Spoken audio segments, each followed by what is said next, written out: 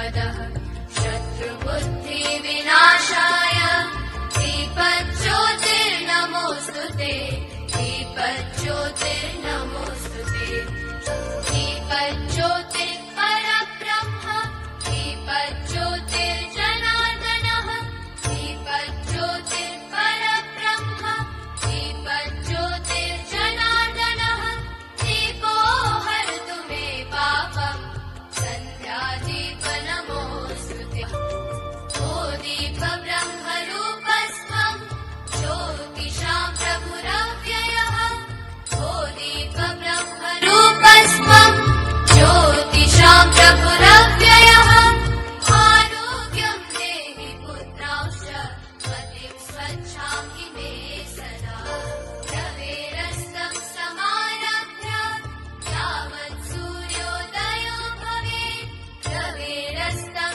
समारभ्य यावत् सूर्योदयो भवेत् यस्य तिष्ठे गृहे दीपः तस्य नास्ति दरिद्रता शुभं कुरु त्वं कल्याणम् आरोग्यं धनसम्पदः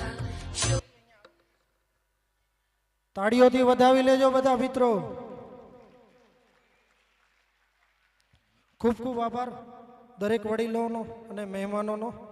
આ પ્રગટેલો દીવો આપણા સમાજમાં બાળકોના જીવનમાં જ્ઞાનનો એવો જ પ્રકાશ ફેલાવે તેવી આપણે મા શારદાને પ્રાર્થના કરીએ.